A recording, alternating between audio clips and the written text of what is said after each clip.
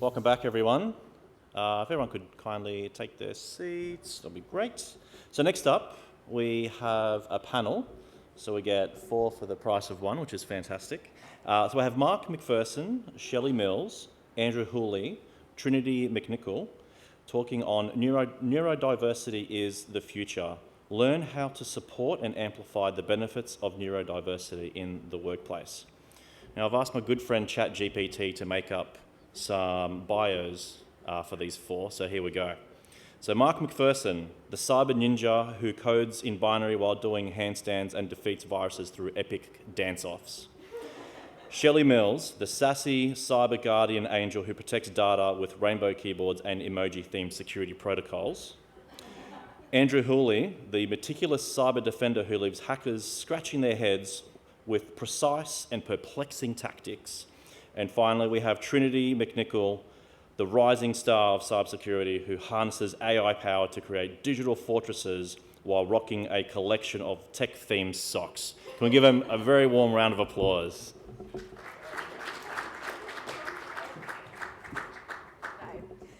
So I'm Trinity McNicol. I am a senior lead in privacy and information management over at the University of the Sunshine Coast. Recently left these lovely guys behind at UQ. So I'm here today talking about neurodiversity from my own perspective. So I've got an autism and ADHD diagnosis. I'm a bit of a jack of all trades. I run multiple businesses as well as a full-time job. I definitely credit my ADHD to giving me the energy to do that. And I do hold now a fairly senior leadership position across at UniSC. So yeah, going to reflect a little bit on the value of my neurodiversity in that space as well. Okay, Mark. Hey guys, my name's Mark McPherson. I've been in cybersecurity for about 23 years-ish, and I'm here as the parent of neurodiverse children and watching them grow up and develop and trying to figure out how they're going to get into the workforce and thrive and survive. But I admit, without using labels and horrible things like that, that I've probably worked with a lot of folks who have traits, and so I've sort of grown up with it as well and during my career. So I hope I bring something to the table. Cheers. Andrew. Thank you. I'm Andrew Hooley. I joined these guys about 6 months ago, so background is IT project management. So my other passion is martial arts instruction, so I've been doing that for about 30 years now. I recently started a charity for neurodiverse people and sort of work with neurodiverse people. As you can see, I have an autism and ADHD diagnosis as well. I think that's pretty much a brief introduction. It's good that as we talk, I'm seeing people sort of nodding with some of the comments already, so I think it's going to be a good session. Hope so. And last but not least, Shelly. Hi everyone, I am Shelly and I have had the privilege to work with a very neurodiverse team. I've worked with everyone here on the panel and I'm constantly still learning more and more about neurodiversity, learning from them, how I can best support them. So I'm really here just to facilitate the panel and also want to thank all you 3 for being so vulnerable to stand up on stage and share your experiences. Thanks, Shelly. Okay, so we're going to get stuck into a bit of a presentation to kick things off before going into a panel session. I'm going to apologise in advance. I'm a presenter who likes to move around the stage, and apparently this little guy is not working today. So I'm going to have to go back and forth a little bit to advance the slides as we go, so forgive me for a bit of awkwardness there. We've got a bit of an agenda up here on the slide, so we're going to do the presentation on what neurodiversity is, try and bust some of the myths and misconceptions that really surround that broad diagnosis per se. Some of the benefits, particularly in the cybersecurity space, that us as neurodiverse people or with neurodiverse traits can really help bring to the table. We're going to talk a little bit around leadership, neurodiverse individuals who are in leadership roles and the value of neurodiversity in those conversations. And finally, we want to touch on a little bit of how we can support neurodiverse individuals within the workplace or our lives more broadly. Hopefully it extends beyond the work sphere. And then finally, we'll finish up with a bit of an interactive panel discussion. So we'll really welcome questions, comments, conversations in that space. And please do hit us up afterwards as well. We love chatting about this stuff, hence why we're here. So first up, what is neurodiversity? So we've got this graphic up here on the slide because people think of neurodiversity as the spectrum, and then they think the spectrum goes from not particularly neurodiverse right through to, yeah, you're really neurodiverse. And that often goes in hand with things like functioning labels. So we often hear people say things like low functioning and high functioning in this space. But really, we want to encourage you today to expand that thinking and to look more like this spectrum of colours here. So really, the spectrum is a range of different traits and presentations of those traits that a neurodiverse individual might have. So that might include things like executive functioning. So, you might be an absolute superstar at work, but have a messy house, guilty as charged, because that function at home is something that you find really hard to keep on top of, but you're super organised in the workplace because there's different priorities that really influence that. Sensory sensitivities. I have a lovely light blaring in my face right now. So they can definitely affect how we perform in the workplace as well. And we're going to touch on a few of those things a little bit later, things like noises in shared office spaces, for example. Then some of the things here, like social challenges. So think about the people who perhaps are a little bit more awkward with conversations and understanding, those kind of normal ways of conversing and how a conversation should go. For some of us on the spectrum, those things are not natural. They're things that we really have to learn and try very hard to learn. So I really want you to expand that thinking of spectrum being linear to spectrum being very inclusive of the range of traits and how they present in different people.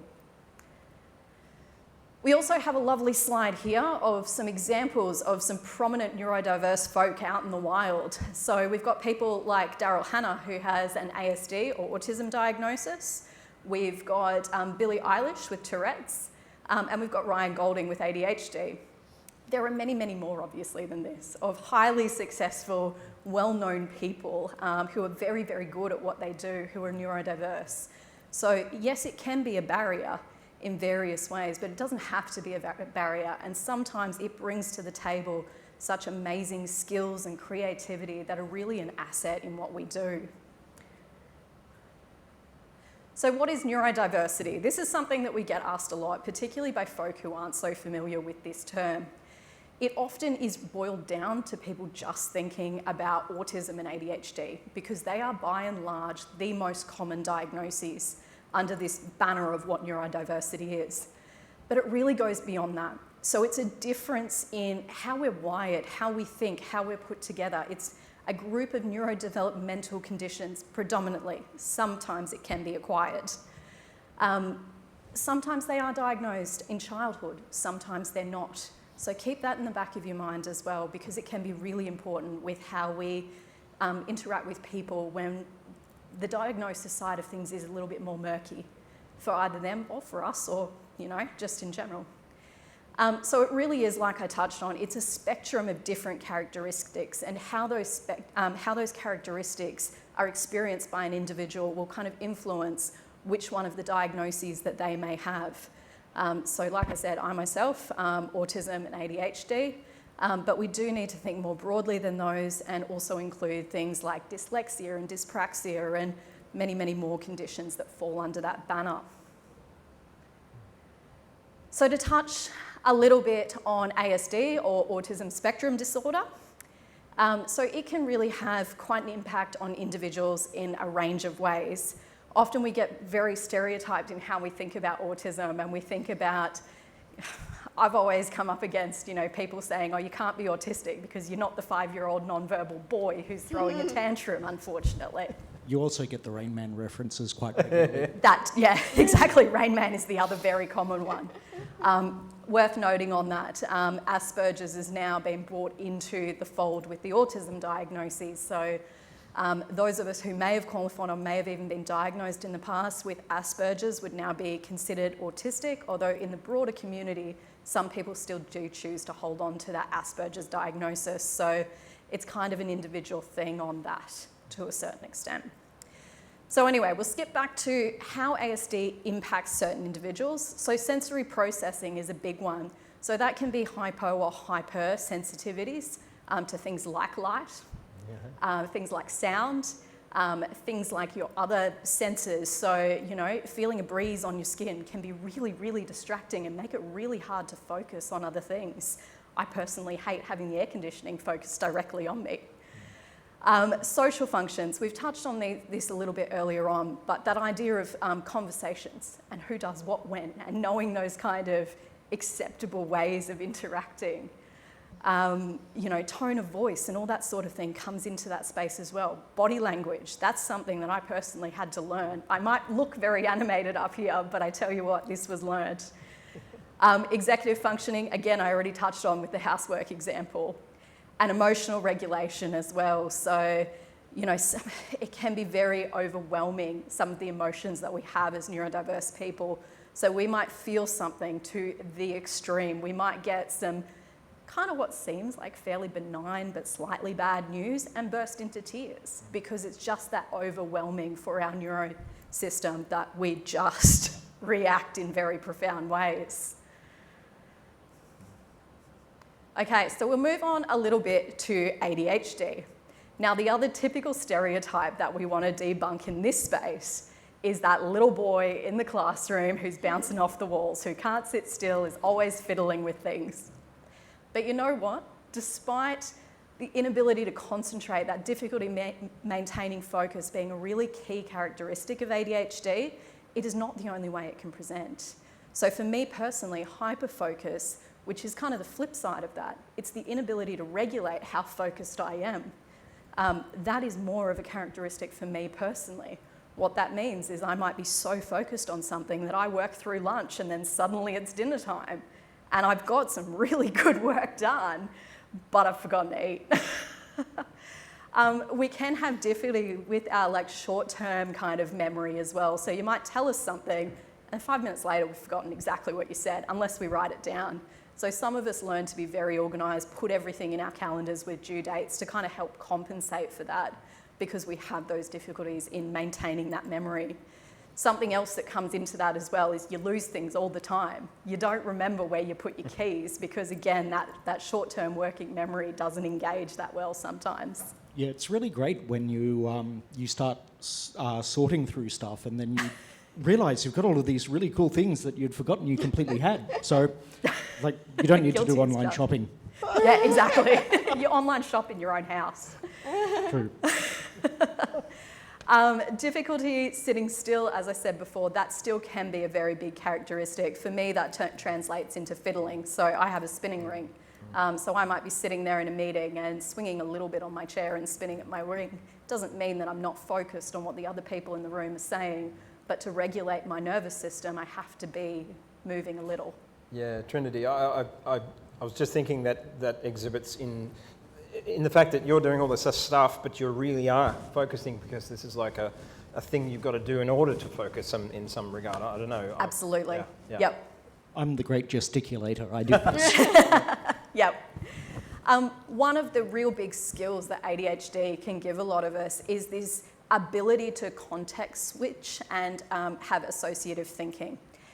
Now that applies to a certain extent because some of us on the neurodiverse spectrum are also a little bit change averse and we get a bit stuck if you ask us to change things on the fly, particularly without good reason why, so our brain can engage with, well, why do we need to change so quickly? Doesn't mean we can't pivot, it just means we might get stuck in pivoting.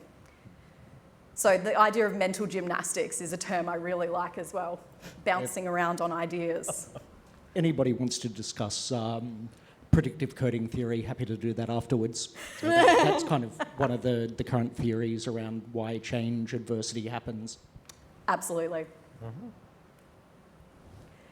Okay, I wanted to touch on masking and stimming because I don't think any presentation on neurodiversity would be complete without addressing these. So stimming, a little bit like the flicking the ring, might look like hand flapping, might look like just moving on the spot, might sound like humming.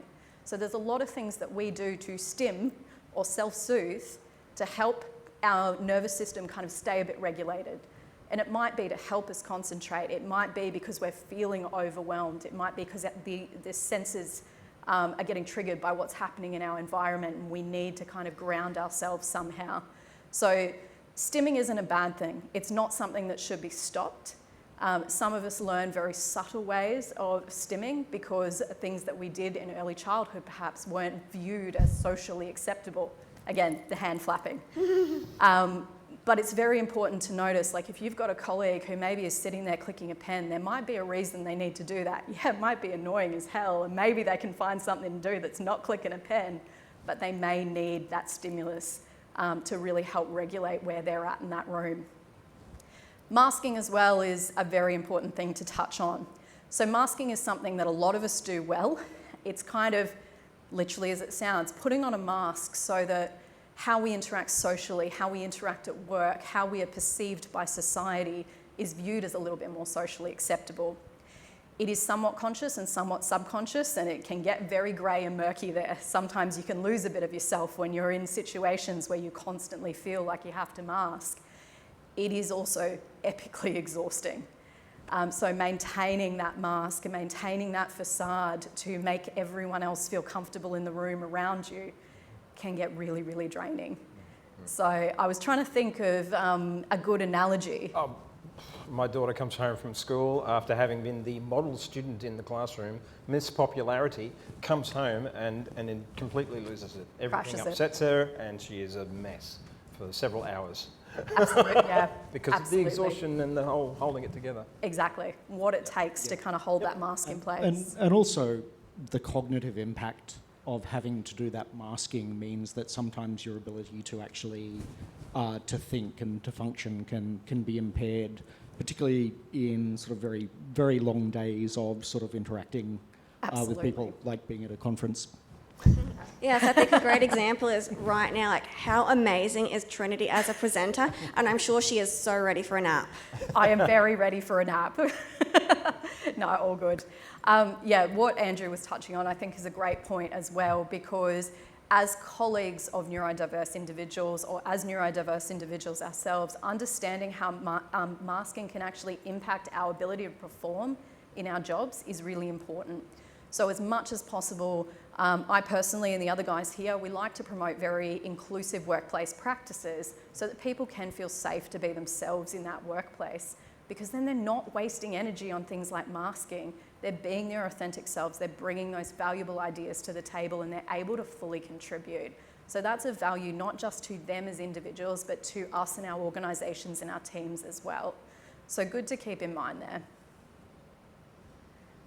Okay, who wants to bust some myths? I'm going to call on you guys to help me with this section. We'd better breeze through it though, because Yeah. I don't know how long. I think we're halfway through. Okay, so Mark, I think I want to flick to you for the parenting one, because I Okay. know this one's near and dear. Do you want to Totally. speak to that a little? Oh, goodness gracious. Yeah, well, our son, firstborn, was not diagnosed for quite a while, and we had trouble keeping him in kindy. He had trouble staying in kindy. And we just thought we were hopeless parents. We totally believed it. We had him on a lead and on a holder when we were out and about, and we got accused of being helicopter parents. All sorts of horrible things we were accused of. Our parents didn't understand us. They were like, "Why aren't you parenting just like us? What's wrong with you? You guys need help."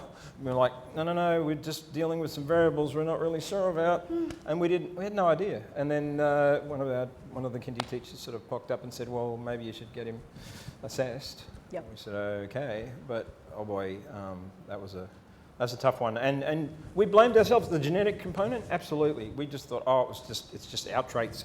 You know, the worst of both of us coming together in our child. We've ruined our child. You know, so that was. But it's definitely, it's wow. not a result of parenting. It is something that we're born with. And it can be very socially isolating for families with Absolutely. Autistic children, particularly when you've got that you just need to discipline your child. Absolutely. Without understanding that it's not a conscious decision on that child's part. Absolutely. Look, I'm going to skip through the rest of these myths because I know that there'll be some questions, but I am going to say if anyone would like to get a copy of the slides, please reach out to us. We are all on LinkedIn, so we'll just skip through this section here and get on to some of the benefits. So I really love this slide. I am not responsible for this slide. I think that the guys have done a great job of putting this one together. So some of the benefits that I see personally, I see in my teams. Shelly, I know, can speak to this in the teams as well, and I know the other guys for sure. Laser focus. So that feeds into that ability to hyper-focus, really drill down on a task and pick it to pieces and understand it in such a great deal of depth, and which with such clarity is absolutely a superpower that a lot of us on the spectrum have. This is Trinity's superpower, 100%. It's amazing. It is very fun, but very exhausting. That idea of looking at life a little bit on the side. So because we have different experiences, because we are wired a little bit differently, because we think differently, we do bring such valuable and unique perspectives to the table. And we see the nuances that perhaps other people miss because of that context, because of that experience we bring. And then the idea of a freight train heart I really like as well. So we tend to be very passionate people, and when we're on board with something, we're all in. So we want to drive through, we want to see things succeed, we want to see things get done really well. Sometimes we potentially are a bit more perfectionistic than we should. Thanks, Shelly, for reminding me of that one. Can be a little bit idealistic as well. Oh, at times we can be, yeah. But still very much something that we bring to the table as a value. So some of the benefits of our neurodiverse brains: highly analytical thinking, attention to detail, hyper-focus, as I've said, and some of us are very lucky to have large working memories. So that's kind of more in that idea of, if you give us lots of different disparate facts and things that don't seem to necessarily go together, we can process this amazing bunch of information and come up with some really cool insights. Very, very valuable in this space that we all work in, I think. So neurodiversity in leadership.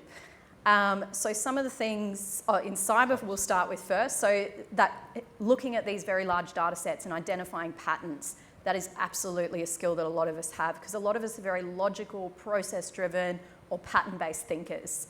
So very, very good to have in this sort of space, because it makes picking out those abnormalities really easy as well. And developing new ideas. We said about, seeing the world from a little bit of a different perspective. Very, very useful in that space. So in leadership, I just want to touch on a couple of things. So as a leader, one of the things that I think I bring to the table is being highly empathetic. So I do tend to very much try and engage with the individuals in my team and really understand their strengths, their weaknesses, where they might be struggling, where I can support them better as their manager. So that's something contrary to popular belief. We actually are highly empathetic people as a general rule. And also the idea to see that big picture, to engage in those details, but then lift it up and see how does it interact with everything else end to end. That is absolutely a talent that is so valued in leadership that a lot of us can bring. So a little bit on supporting before we pitch into questions.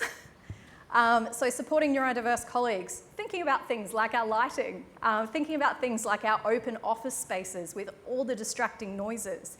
If people want to wear noise-cancelling headphones, have a think about if that's really a hill you want to die on. If you're not personally a fan of them, because for those people it could be the difference between a workday being highly productive or a workday being highly distractive and exhausting. Things like social functions. So if you do notice that they've got some quirks that perhaps aren't working so well in the meetings, having that private conversation with them and working through, well, what's actually happening? Understanding where they're coming from. Also, flip side, explaining things clearly. Explaining the why, particularly when you do want someone to pivot perhaps on a project. They're going to be on this train that we've originally set, and now you're telling them to go over there. If you explain to them the why and you communicate that really clearly, you will get much better outcomes with neurodiverse people. I did want to touch on this because when we did a presentation over at BrisSec, we did get some questions around this. So if you think that one of your colleagues might be neurodiverse, I don't encourage you to walk up to them and say, hey, are you autistic? Hey, are you ADHD? We shouldn't be doing that. We should be approaching everyone through a very inclusive and supportive lens. So walk up to them and talk to them about what you're observing, not what you think that interpretation could be. Because all of us, regardless of if we're neurodiverse or not, we all have our quirks, we all have our differences. So instead of just wanting to lump someone into a label, approach it with kindness, approach it with a desire to genuinely support that individual and work through with them what they need, what you can give, what you both need to meet in the middle. I'm going to skip over the facts and figures, and I'm just going to put this one up on the page before we get stuck into questions. So if anyone out here is resonating with some of what we said and thinks you might want to go down the pathway of diagnosis, good place to start is this little quiz. So take a photo of the slide and have a look into it. Otherwise, again, hit us up on LinkedIn, we'll send you the link. And next steps would be, if you score quite highly on that, go have a chat to your GP and they'll get you on the right track. Into questions? Yep. So we should be having questions come through the app showing up on the screen for us. Do I need to flick forward on that? Flick forward one, but then it should... We're good with tech here, as you can tell. While we work on that tech, were there any questions in the audience? We got Lucas with a roaming mic. Oh, there you go. Here we go, front row, please. Alrighty.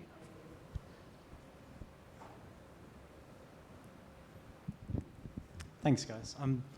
Does depression and anxiety fit under the neurodiversity umbrella as well, or is that something different? I'll hand that to Andrew. So they're normally considered comorbidities, so they're not actually part of the spectrum, but statistically, people with autism spectrum disorder, ADHD, are more likely to have those anxiety-based disorders. And in fact, with a lot of people, their first sort of foray into addressing mental health is actually from the psychiatric aspect of treating those particular conditions. And it's not until you understand it from the lens of neurodiversity that you really become very effective at treating it. Hope that answers the question. Any other questions? Over here in the third row. I'll give you the microphone because there's people online as well.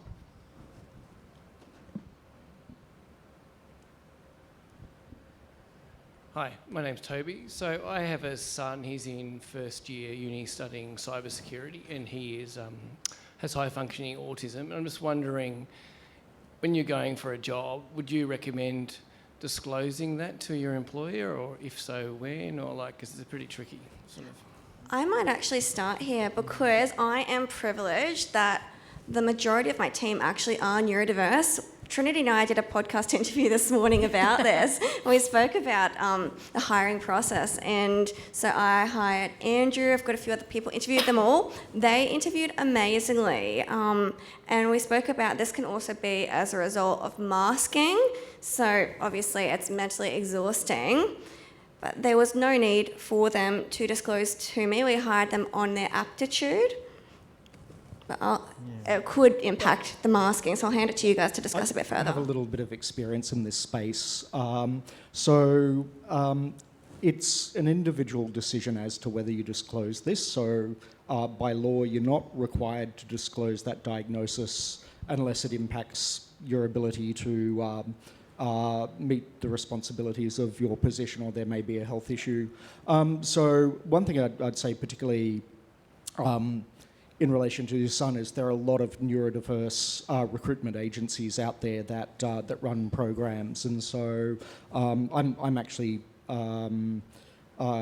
presenting on part of a round table in a couple of weeks with some IT employers on the best way of recruiting and encouraging neurodiverse people into the workplace. So what a lot of the recruiters will do is, rather than have that formal interview process, it will be based upon skill sets, or you will be set a task. So finding in particular human resources departments and recruiters, more than going through the panel interview questions, will actually sit you outside, say you've got 15 minutes to put together a presentation of how you would solve this particular issue. So thankfully recruitment is actually maturing, and particularly in industries like IT, where there's a very high prevalence of people with neurodiversity, the methods of recruitment are becoming a lot more varied. So happy to chat with you a bit more about some of those organisations. So we're still not getting our questions appearing on screen. So if you have any questions you submitted in the app, stick your hand up and yell out and we'll answer them. Yes, please. Did we have any more questions? I might just touch on that very briefly as well, because these guys have done a great job. From a personal perspective, I don't generally disclose it when I've gone for new positions, and partly that is because of the kind of roles I'm going for, because I'm expected to do the sorts of things that people often assume neurodiverse people will struggle with. So I don't want to put that preconceived idea into anyone's head, as much as we are legally protected as far as if we do disclose these things that come under the broader banner of disability, we shouldn't be discriminated on that. We still can't help that people will have subconscious biases. So it really is up to the individual. Yeah, agreed. Nobody's ever volunteered it to me in an interview, and I've hired heaps of people, and I'm absolutely sure a number of them are neurodiverse folks. They never volunteered it, and I've never asked, Yep. because I've just assessed the individual and their merits and gone, you're perfect, but come on, let's do it. And then as we get to know each other and work in the workplace, I've just made the right environment for them to do their job. You know, a guy who was absolutely brilliant, so long as you didn't ask him to clock on and clock off every day. So he'd work all through the weekend and then he'd take the middle of the day off and play squash. So I didn't care. He got the job done brilliantly, and I just let him have his rope and do it. And I never really went down the path with him. I didn't have to. Yeah, a lot more roles, and particularly roles in IT, are performance-based rather than sort of time and place relatives. So that supports sort of neurodiversity a lot more in the workforce. Yeah. And it's about a supportive environment, right? You don't want to be in an environment which doesn't kind of cater to those needs. It's becoming archaic in cybersecurity. But you also mentioned, Andrew, that I think it was the ASD, they actually have targeted recruitment campaigns.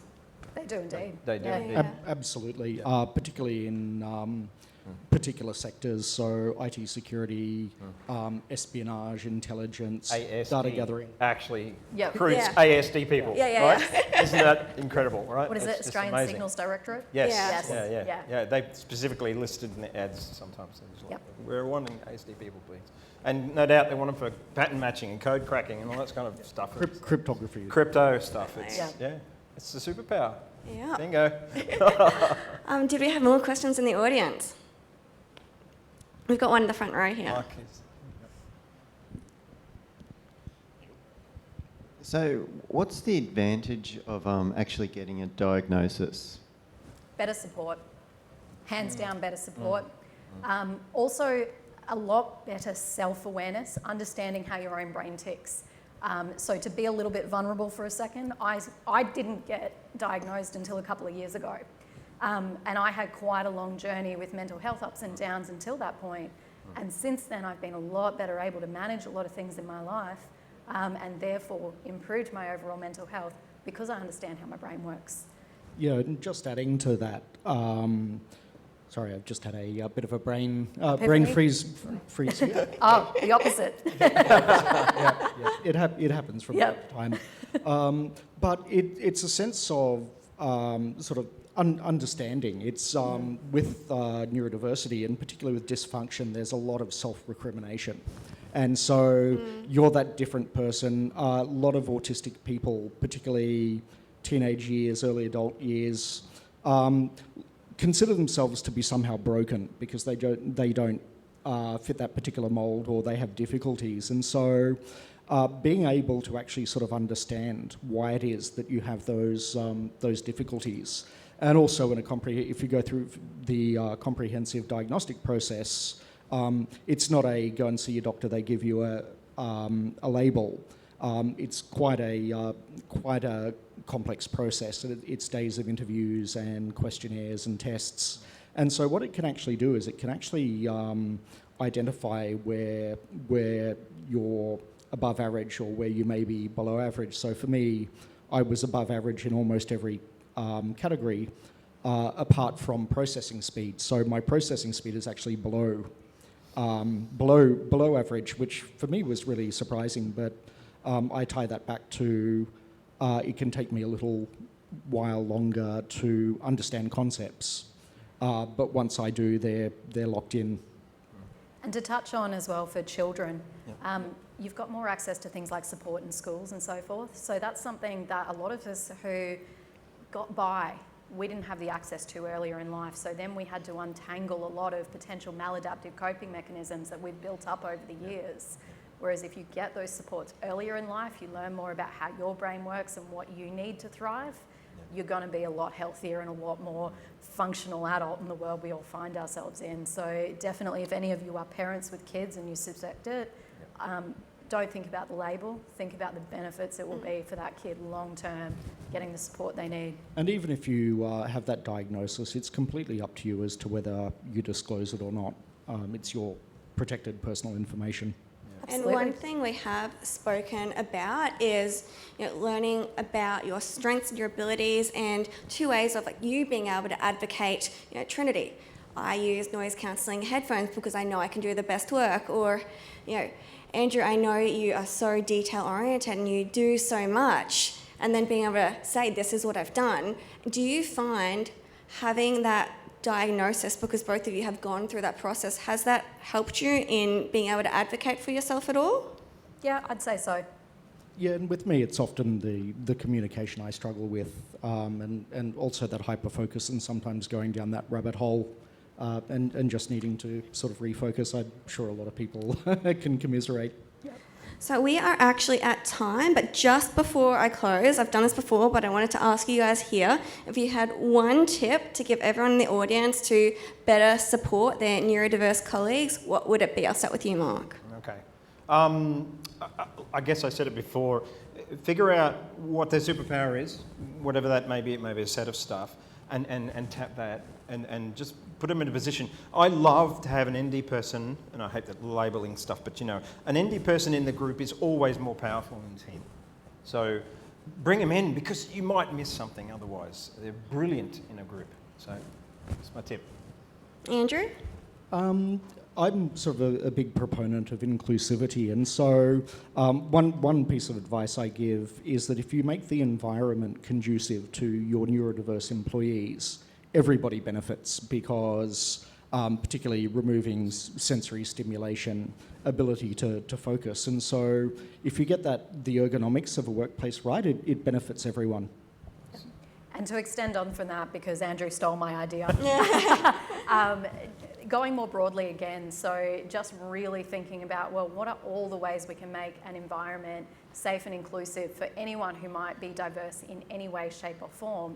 It really is beneficial. So I touched on, Shelly and I, when we did the podcast this morning, one of the things I raised, I love looking at organisation web pages and seeing, well, what are your inclusive practices? And that's a real draw card if ever I have been job hunting, to know that a place is generally inclusive. And that might be as simple as using gender neutral language in some of their terms on the web page. But I know that because they're wearing that more inclusive hat, they are more likely to be inclusive to my needs as well. Well, Trinity, Andrew, Mark, thank you so much for sitting here and educating us and being vulnerable and letting me and the attendees learn from your experiences. Our pleasure. Yeah, thank you for helping us bring this together. Thanks, Shelly. Thanks, guys.